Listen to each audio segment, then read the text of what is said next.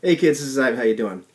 Well, I made that rather esoteric video the other day about my guy and the nature of character traits, or whatever the heck I called it, the nature of truths about our characters. And after I made the video, Complex Games Apologist made a really interesting observation, which is the kind of direction I want to go today, because that video was much more esoteric, talking about, where do these truths about our characters come from? Are they mechanically derived? Are they just declared narratively? Is it some kind of amalgam?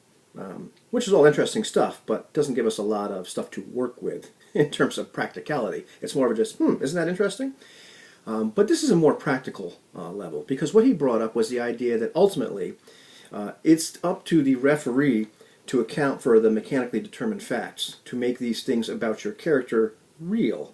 But even more important was, as we discussed it some more, he said the idea is it's up to the individuals at the table, how this translates into karma, if you will. It's up to down to the individuals at the table to turn stuff in the fiction into quantum karma, which is this really esoteric way of saying everybody at the table needs to kind of buy into whatever the truths about your character are, whether it says so in the game and in the rule books and it's right there on your character sheet, or whether it's something declared narratively, or whether it's some kind of mishmash, like all the aspects and fate, compels and traits and all these sort of things, where it's kind of like somewhere in the middle in this bizarre gray zone.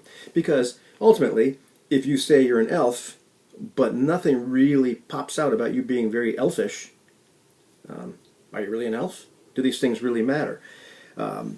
Because let's talk about just real briefly, where what I'm talking about. I mean, there's all kinds of things about your character that you declare are true, or the game declares are true, and these are things that are just like in the beginning, the mechanics, the things you roll for, or you do some kind of point by. So it's your stats, it's your skills, it's your class, it's your profession, it's the talents, it's the things that mechanically make up your character that are right down there on your sheet. You can look at them. And then there's some things that are either purchased or declared narratively. Either there's a method in the game to get them, and the set of rules, or these things that you just declare about your character. And these are things like the aspects and the traits and the flaws, the motivations, the beliefs of your character, the bonds they have with other people, their background, all that sort of stuff. What is this person like? And once we have all these things, then it's a matter of like, well, how do we actually make this stuff real? How do we make it relevant? Because if these truths about our characters, these traits, these aspects, if they're not, I'm trying to, every word has is connected to some kind of game. So these truths, let's say these declared truths about our character, if they're not brought into play, are they even real? Objectively, yes. You said it. It's down there in your character sheet. Okay, this is real. However, if it doesn't have an effect on the fiction or on the game, then the answer is probably no. They're not real about your character. And we're not just talking about this idea of like, I felt deprotagonized by the game master because they didn't validate my character concept. That's part of it. But as I thought about it, it's more of a useful way to make these things actually pop. In a very real sense, these things become much more powerful, these declared truths about our characters, if they're kind of dropped on the table as community property, where they become three-dimensional, where everybody can interact with them and breathe life into them. Not just the player that has that character, not just the referee or the game master, but even the other players at the table, where they can become integrated into the fiction through the efforts of all of us. And I was thinking about just some of the examples that I've had in my own games, whether I've been a player or a game master, where we've been aware of each other's stats. Now, of course, this takes a little bit of work, because you're dropping a whole bunch of information. Sometimes it's hard to keep the track of your own information on your own character sheet, or what's true about your character.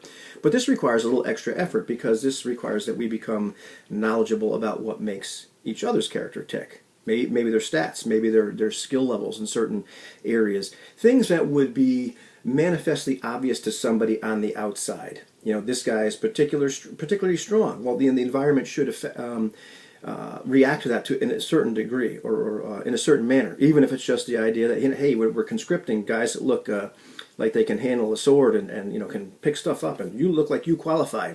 Come this way. Or, our the leader of our group just lost his mentat. We need a new one. And if you're as smart as you look, pal, you'll come with us. You know, those are just silly little examples. But the idea that things that would be manifestly obvious to other people, the environment, the other players might react to that. We joke a lot in Eloy's BX Greyhawk Company of the Raven game.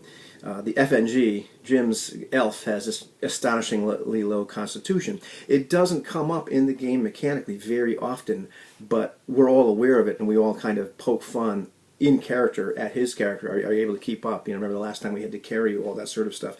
It makes that part of his character, that thing on his character sheet, a declared truth, an objective truth. There it is. He rolled it himself. It makes it true. It brings it into the fiction and makes it part of who that character actually is.